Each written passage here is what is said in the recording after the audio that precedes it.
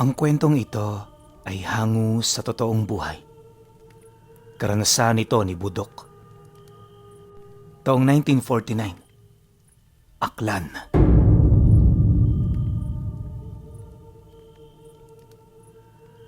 Dahil nakatira sila sa lugar kung saan marami ang mga tumutubong damo at punong kahoy, naging pangkabuhayan na ni Budok ang pag-aalaga ng mga kambing. Paminsan-minsan, gumagawa rin sila ng uling at yun ay ibinibenta nila sa bayan. Dahil hindi pa ganoon kahigpit dati ang gobyerno, kadalasan halos 100 sako ng uling ang nagagawa nilang maibenta sa kabayanan. May kakilala rin ang kanyang mga magulang na nagbebenta ng putahing mula sa karne, kaya naging madali rin sa kanila kapag gusto na nilang ipagbili ang kanilang mga alaga. Naging matiwasay ang kanilang buhay. Pero nang magkaroon ng bali-balita patungkol sa mga pananalasa ng mga aswang, nabahala na rin sina Budok. Upang masiguro na ligtas ang kanilang mga alaga, napagpasya nilang lagyan ng bakod ang bahagi kung saan madalas nilang ipastol ang mga ito. Gumawa na rin sila ng kubo malapit sa pinaglalagyan nila ng mga kambing para naman kahit papaano may matutulugan ang magbabantay doon.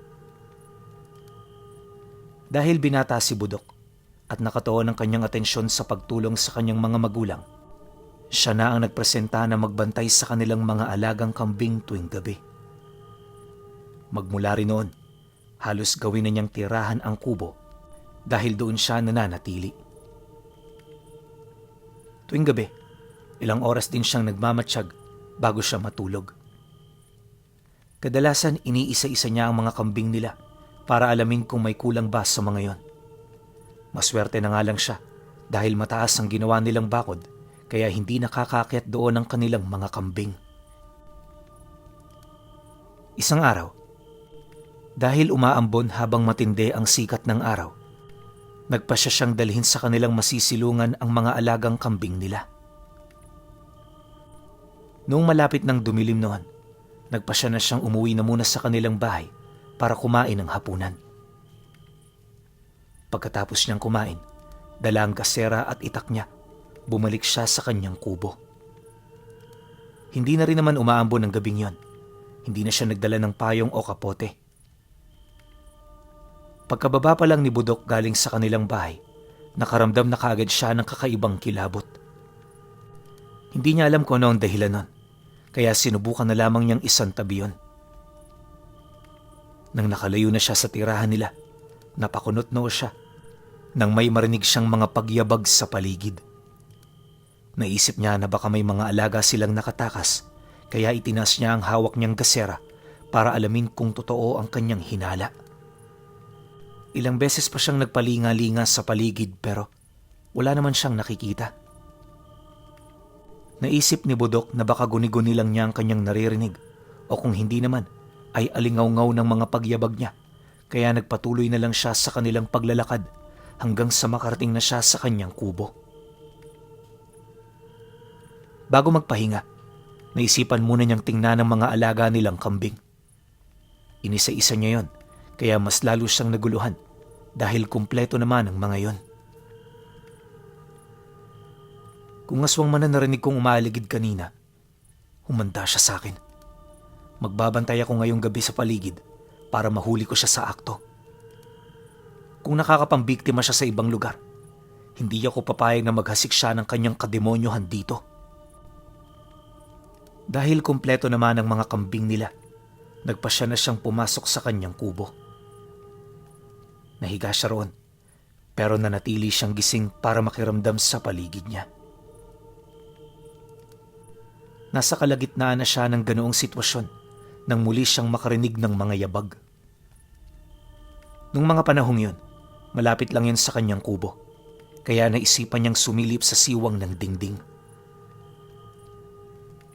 Ilang minuto rin siyang sumilip doon, ngunit wala naman siyang nakitang kahit na anong nilalang. Naisipan niya na kung meron ngang kambing o kahit anong hayop ang nandoon, sana ay magawa niyang makita dahil unti-unti na ring lumilitaw ang buwan sa kalangitan. Hindi na kontento si Budok Minabuti niyang bumaba sa kanyang kubo para alamin kung ano ang meron. Dala niya noon ang kanyang itak at gasera habang sinusuyod ang paligid. Nang mga ilang minuto na lang siyang nasa labas, narinig niya ang mga pagyabag na papalayo sa kanyang kinaroroonan. Napaitimbagang pa siya dahil nagkaroon siya ng kutob na merong nananakot sa kanya. Noong wala na ang pagyabag, muli siyang bumalik sa kanyang kubo. Kampante siyang walang kulang sa kanyang mga alaga, kaya nakahinga siya ng maluwag. Pagkahiga niya sa banig niya, agad siyang dinalaw ng antok. Ayaw sana niyang matulog dahil magbabantay siya sa paligid, ngunit parang hinihila siya nito hanggang sa tuluyan na siyang nakaidlip. Nalimpungatan na lang siya dahil sa sunod-sunod na paghuni ng mga kambing nila. Agad siyang naalerto, kaya bumaba siya sa kubo habang dala ang kanyang itak. Nang nandun na siya sa labas, sinipat niya ang paligid. Sa tulong ng liwanag na nagmumula sa buwan, nakita niya ang isang nilalang na parang kalahating kambing at kalahating tao. Palundag-lundag yon habang tumatakbo at animoy naglalaro sa kalagitnaan ng gabi. Noong una, inisip ni Budok na baka pinaglalaroan lang siya ng kanyang paningin dahil kakagising lang niya. Ngunit nang ilang beses niyang kusutin ang mga mata niya, napagtanto niyang totoo ang kanyang nakikita. Nanlamig siya dahil doon. Hindi niya rin alam kung ano ang nilalang na kanyang nasasaksiyang tumatakbo, pero iisa lang ang nasa isip niya ng mga sandaling yon. Isang engkantado yon at hindi niya mawari kung ano ang pakay nito roon. Nawala na lamang ang kanyang atensyon sa nasabing nilalang nang marinig niya ulit ang mga ingay ng kambing nila. Dahil dito, nagmadali siyang maglakad patungo sa pasilungan ng mga yon. Nang medyo malapit na siya sa kanyang mga alaga, sinubukan niyang lingunin ang misteryong nilalang. Ganun na lang ang kanyang pagkagulat sapagkat nawala na yon at wala man lang siyang ingay na narinig. Sinubukan niyang kalimutan ang patungkol sa nilalang na yon at inusisa kung ano ang nangyayari sa mga alaga niya. Pagkalapit niya roon, isang malakas na pagmumura ang namutawi sa kanyang bibig nang makita niya ang isang kambing na nakahandusay sa lupa. Duguan yon at merong malaking wakwak sa tiyan.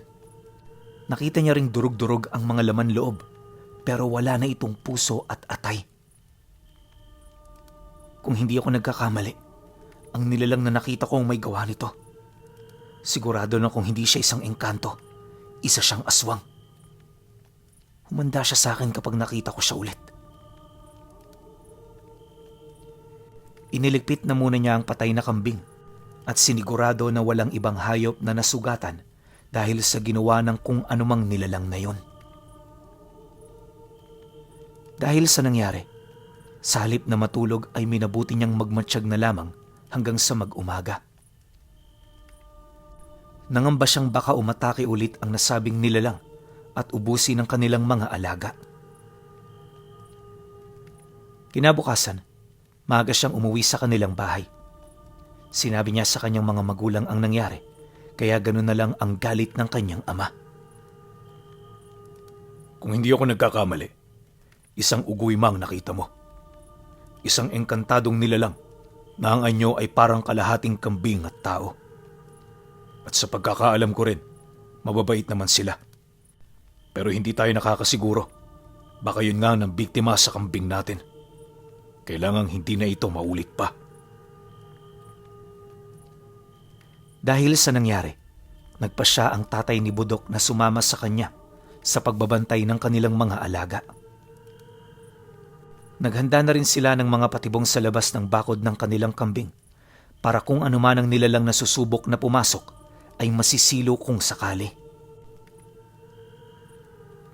Bago pa man sila abutan ng dilim, pumunta na sila sa kanilang kambingan at naglagay ng mga lambat na magsisilbing patibong doon.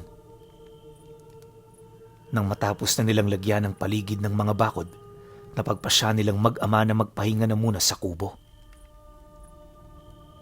Nagkwento pa ang tatay ni Budok sa kanya patungkol sa mga uguyma. Ayon sa lolo ko, nakakapagbigay sila ng mutya, pero bibihira lamang. Kapag nakuha mo raw ang kanilang mutya, magiging kasing liksi mo sila at magkakaroon ka rin ng sabulag. Sa hindi malamang rason ni Budok, na kuryoso siya sa sinabing mutya ng kanyang tatay. Kahit kasi bukas siya sa mga usaping kagaya nun, ni minsan ay hindi pa siya nakakita ng mutya. Nang mapansin naman ng kanyang ama na natatahimik siya at lumalalim ang kanyang iniisip, binalaan siya nito patungkol sa naturang nilalang. Ayon sa kanya, kahit na mukhang mabubuti ang mga uguyma, hindi pa rin nawawala ang tsansa na kaya nitong makapatay. Napalunok na lang ng laway si Budok at minabuting ibaling ang kanilang usapan sa mga aswang na nananalasa. Dahil sa kanilang pagkukwentuhan, hindi nila namalayang malalim na pala ang gabi. Sobrang tahimik na rin noon ang paligid, kaya naging madali para sa kanilang dalawa ang marinig ang mga konting ingay sa paligid. Nung mga sandaling yon, nagpaalam kay Budok ang kanyang tatay na iidlip muna ito. Nakiusap na lang siyang gisingin na lamang kapag may napapansing kakaibang binata sa paligid nila. Noong tulog na ang kanyang tatay, naging panay ang kanyang pagsilip sa bintana ng kanilang kubo. Nakiramdam siya, pero wala naman siyang napansing kakaiba. Walang ano-ano, muli siyang nakarinig ng mga mabibilis na yabag ng paa. Dahil sa impormasyong nalaman niya sa kanyang tatay, naisip niyang yon ang nilalang na kanyang nakita noong nagdaang gabi. Dahil naisip niyang matyaga na lang muna ang galaw ng uguyma, hindi na muna niya ginising ang kanyang ama.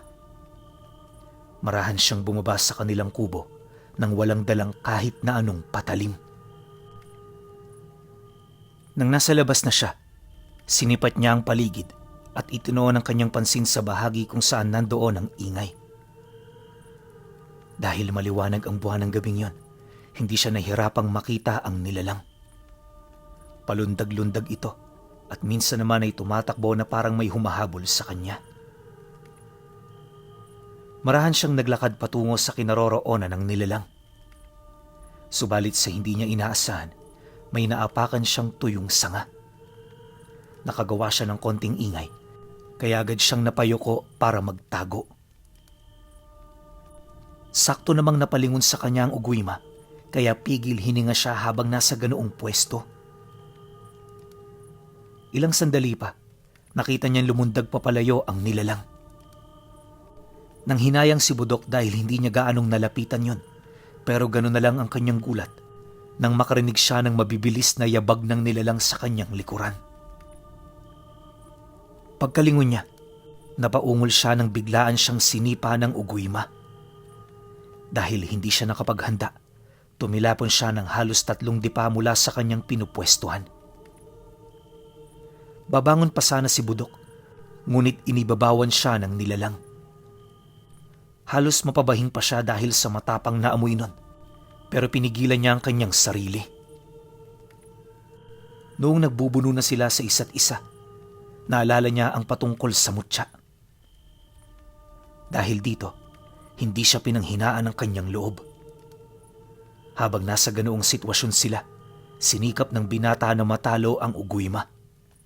Kahit na mas malakas yun sa kanya, ginamit niya ang kanyang kakayahan sa dumog para mas malamangan niya ang nilalang. Kalaunan, napansin niyang unti-unti nang nanghihina ang uguyma. Napangisi na lang siya habang buong lakas niyang sinakmal ang nilalang habang pinipigilan nitong makagalaw. Mamili ka! Papatayin kita o ibibigay mo sa akin ang mutya mo! Hindi sumagot ang nilalang sa kanya, pero gumagawa ito ng ingay na parang malalim na paghinga. Muling nagwika si Budok at mas hinigpitan pa niya ang pagkakasakal sa nilalang. Inisip niyang maglalaho na lang ang uguyma para iligtas ang kanyang sarili, pero hanggang sa mga sandaling yun ay hindi pa rin niya ginagawa. Walang ano-ano, ngumanga ang nilalang, kaya inihanda ng binata ang kanyang sarili. Sinubukan pa niyang idiin ang mga daliri niya sa leeg nun hanggang sa may kung ano itong iniluwa. Agad namang napabitaw si Budok sa pagkakasakal sa nilalang at noon din, sinalo niya ang mutyang iniluwa ng uguyma. Dahil nabitawan na siya, nagsimulang lumundag ulit ang uguyma at sa isang pagkisap ng mga mata ng binata, naglaho yun at hindi na niya nalaman pa kung saan nagpunta. Hindi niya alam kung paano niya gagamitin ang mutyang iniluwa ng nilalang na nakalaban niya. Dahil dito, itinago na muna niya ito sa kanyang bulsa. Babalik na sana siya sa kanilang kubo para magpahinga, pero nakarinig siya ng ingay na nagmumula sa kanilang kambingan. Kinutuban siya ng hindi maganda, kaya dumiretso na muna siya roon. Pagkalapit niya sa kanilang kambingan, nakita niya ang isang nilalang na puno ng balahibo ang katawan. Nilalantakan nito ang isang kambing na nakahandusay sa lupa, kaya napayukom ng kanyang kamay si Budok. Alam niyang aswang yon, kaya hindi na siya nagdalawang isip na atakihin yon. Ni hindi na niya naisip na wala siyang dalang itak noong mga panahong yon. Pagkakita naman sa kanya ng aswang, itinigil nito ang kanyang ginagawa. Inakala ni Budok na manlalaban yon pero bigla ang tumakbo papalayo ang nilalang. Sa halip na asikasuhin ng patay na kambing, hinabol niya ang aswang. Namangha na lang siya sa kanyang sarili nang mapansin niyang naging mabilis ang kanyang pagtakbo. Bago pa man tuluyang makapasok sa kagubatan ng aswang, naabutan na niya ito. "Saan ka pupunta? Ikaw pa lang nang bibiktima ng mga alaga namin, ha? Magbabayad ka!" Umangil ang aswang dahil sa sinabi ni Budok. Nakita niyang gumagalaw ang mga kamay ng nilalang, kaya naisip ng binata na naghahanda ito para sugurin siya. Dahil dito, inihanda na rin niya ang sarili niya sa kung anumang mangyayari. Walang ano-ano, sinunggaban siya ng aswang. Sinubukan siya nitong sakalin pero nanlaban siya. Nakipagbuno silang dalawa sa isa't isa hanggang sa pareho silang bumagsak sa lupa. Dahil madulas ang katawan ng nilalang, nahirapan siyang masukol ito. "Ito na ang huling gabi ng pambibiktima mo. Kung marami man kayo, tinitiyak ko na uubusin ko kayong lahat." Napaangil ulit ang aswang. Sinubukan nitong sakalin si Budok pero nanlaban ang binata. Nang lumaon, nagawa niyang ibabawan ng aswang. Bago pa man makapumiglas yon, sinakal niya ito ng buong higpit. Napangisi na lang ang binata nang makitang hirap ang aswang sa kanyang sitwasyon. Walang ano-ano, nagulat siya nang itulak siya ng aswang. Hindi niya inaasahan ang gagawin ng nilalang, kaya napaatras siya. Tatakas pa sana yon pero mabilis na humakbang si Budok para sunggaban yon.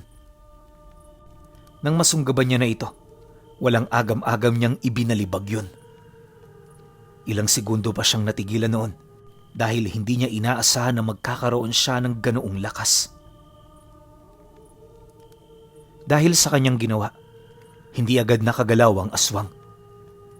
Nilapitan siya ni Budok at nang akmang tatadyakan sana niya ang nilalang, bumangon ito at muling nakipagbuno sa kanya. Dahil gusto niyang matalo agad ang kalaban niya, ginamit niya ang kanyang lakas at liksi. Inilaga niya ang bawat pag-atake ng aswang sa kanya at kapag nagkaroon siya ng pagkakataon, ibinabalibag niya ito. Nakaikatlong pagbalibag na siya sa aswang na yon nang matigilan ito. Naghintay naman si Budok sa susunod niyang gagawin hanggang sa magpalit ito ng anyo at naging isang kulay itim na aso. Nagbabaga ang mga mata nun at naglalaway ng malapot habang nakatitig sa kanya ng mabalasik. "Ano? Tutunganga ka lang dyan? Kung talagang matapang ka, sugurin mo ko. Akala mo siguro magagawa mo ang gusto mo sa kambingan namin, ano? Pues nagkakamali ka." Umangil ang aswang at kumahig ng ilang beses. Pagkatapos nun, Sumugod siya kay Budok. Hindi naman natinag ang binata at nang makalapit ito, buong lakas niyang sinipa ang nilalang na naging rason para tumilapon ito. Nang may makitang isang matulis na kahoy ang binata na halos kasing laki ng kanyang braso, kinuha niya yon. Nilapitan niya ang aso at nang sasagpangin sana siya nito, isinalampak niya ang hawak niyang kahoy sa bunganga ng aswang. Nanlaban pa yun sa kanya, kaya hinugot niya yon at minabuting itarak na lamang sa dibdib nito.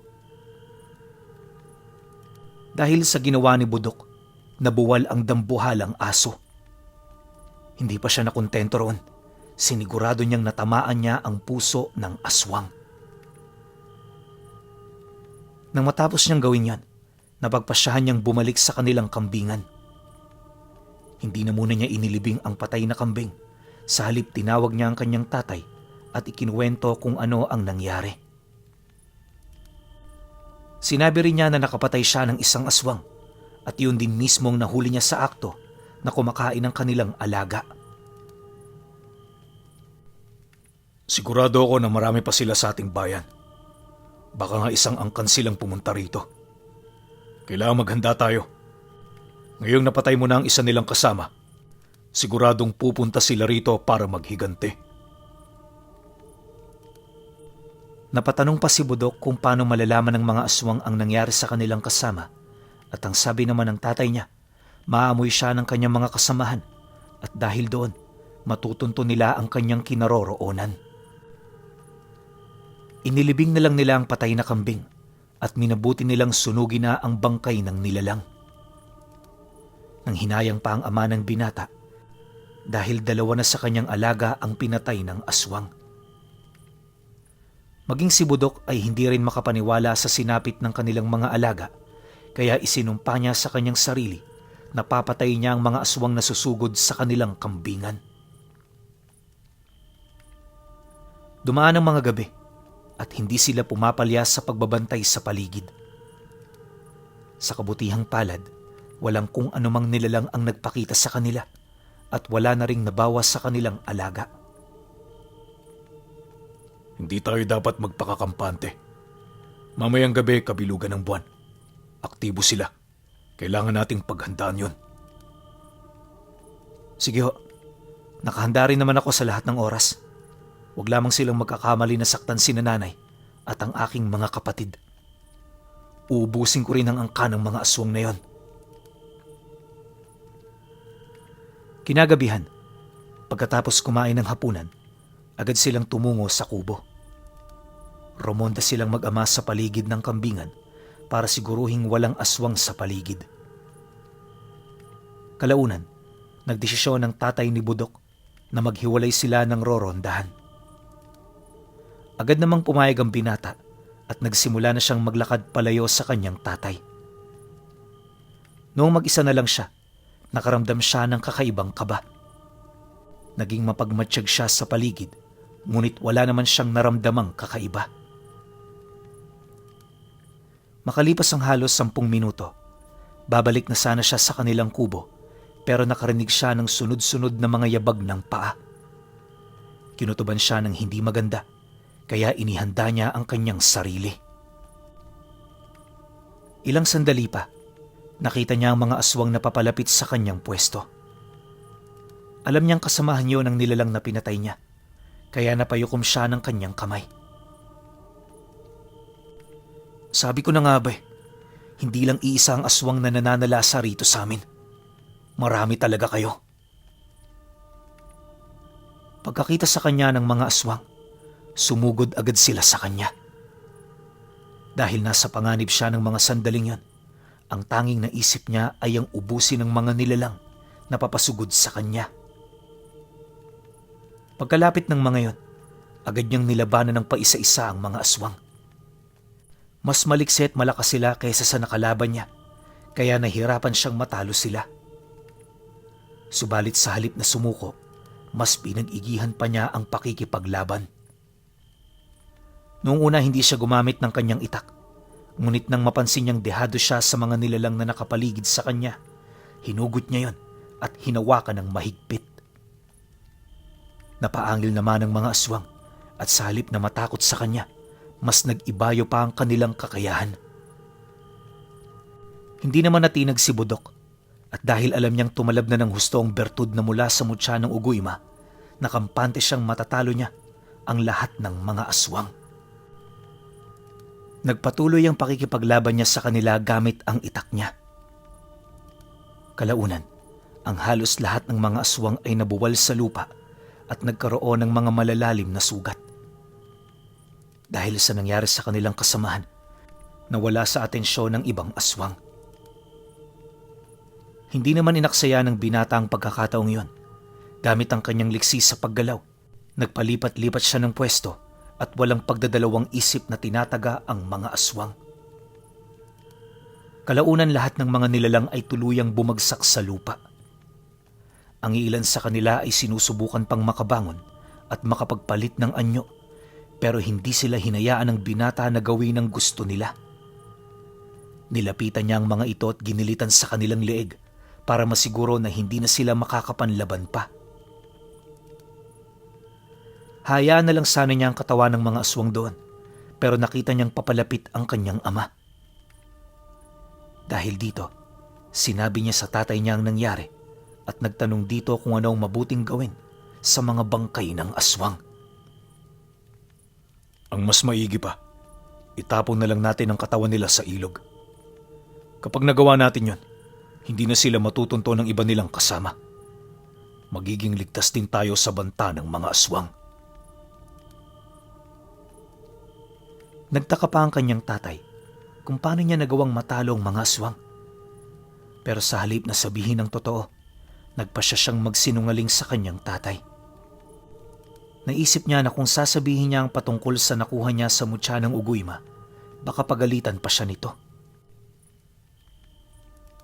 Pinagtulungan nga nilang itapon ng mga bangkay ng aswang. Dahil malakas ang agos ng tubig ng mga oras na yon, hindi nagtagal ay inanod na rin ang katawan ng mga aswang. Upang masiguro nila na wala nang mangangahas na mambiktima sa kanilang mga alagang kambing, minabuti nilang kumonsulta na sa isang albularyo. Pinalagyan nila ng pangontra ang paligid ng kanilang kambingan para walang masamang nilalang ang makakapasok doon. Dumaan ang mga taon, nagkaroon na rin ng pamilya si Budok. Hanggang sa mga panahong yon, tangan pa rin niya ang mutya ng Uguyma. Ilang beses pa niyang sinubukang abangan ng nasabing nilalang, ngunit hindi niya na ito nakita pa. Dahil dito, minabuti na lang niyang ingatan ng husto ang mutya, lalo pat alam niyang mabisa yon. Isang gabi, dahil nagdadalang tao na ang asawa ni Budok, nakiramdam siya sa kanilang paligid, sapagkat hindi siya mapakali. Umiinit na rin ang kanyang mutya, kaya alam niyang may nakaambang panganib sa kanila. Walang ano-ano, may kumalabog ng malakas sa ibabaw ng kanilang bubong. May narinig din siyang mahinang paghuni ng tiktik, kaya ganyang nalaman na aswang ang nakasampa roon. Dahil mahimbing ang tulog ng kanyang asawa, tinakpan na muna niya ng telang itim ang tiyan nito. Dala ang kanyang ginunting, lumabas siya sa kanilang bahay. Kabilugan ng buwan ng gabing yon, kaya minabuti niyang huwag nang magdala ng lampara. Nang nasa labas na siya, nagpatuloy ang kaluskos na narinig niya. Noong una hindi yon gaanong malakas, pero nang lumaon, ang kaluskos na yon ay naging kalampagan na. Napamura siya at noon din mismo, umakyat siya sa kanilang bubong. Nakita niya ang isang aswang doon na pilit tinutuklap ang atip ng kanilang bahay, kaya sinigawan niya ito. Tumigil naman yun sa kanyang ginagawa at agad na lumundag papalayo. Hindi kita hahayaang makatakas. Alam kong babalik-balikan mo ang asawa ko kapag nagkaroon ka ng pagkakataon. Napagpasya ni Budok na habulin ng aswang hanggang sa maabutan niya ito sa kapatagan. Nang mapagtanto ng aswang na hindi siya makakatakas kay Budok, umangil siya at sumugod. Napailing naman ng lalaki at nang medyo malapit na ang aswang, buong bilis nitong tinagayo ng kanyang ginunting. Ilang beses niyang nasugatan ng aswang at nang bumagsak na ito sa lupa, may naisip siyang plano para hindi madaling makagalaw ang aswang. Sinigurado na muna niyang hindi na ito makakalakad at nang halos hindi na maigalaw ng nilalang ang kanyang paa at kamay, kumuha siya ng gatubong laki ng sanga ng puno. Pinatulis niya ang mga yon. Itinarak niya sa bunganga ng aswang ang isa, samantalang ang iba naman ay nasa tiyan, braso, binti at maging sa dibdib ng nilalang. Dahil sa kanyang ginawa, tuluyan ng binawian ng buhay ang aswang. Dahil malalim na noon ang gabi, alam niyang walang ibang nakakita sa kanyang ginawa. Bahala kayo mag-isip kung sinong gumawa niyan. Ang importante, makilala ng lahat kung sino ang aswang na yan. Umuwi si Budok sa kanilang bahay. Dahil himbing pa rin sa pagtulog ang asawa niya, nagpasya na lang siyang matulog na rin sa tabi nito. Alam niyang wala ng aswang na manggagambala sa kanila ng gabing yon dahil nagawa niya na itong patayin. Kinabukasan, umugong ang balita patungkol sa sinapit ng isang matandang babae. Lihim na napangiti na lamang si Budok dahil siya ang may gawa nun. Marami namang nagpatunay na ang matandang yon ang nang-aaswang at marami na rin ang kanyang nabiktima. Dahil dito, hindi nakaramdam ng konsensya ang lalaki. Naisip niyang ginawa lang naman niya yon para protektahan ang kanyang asawa.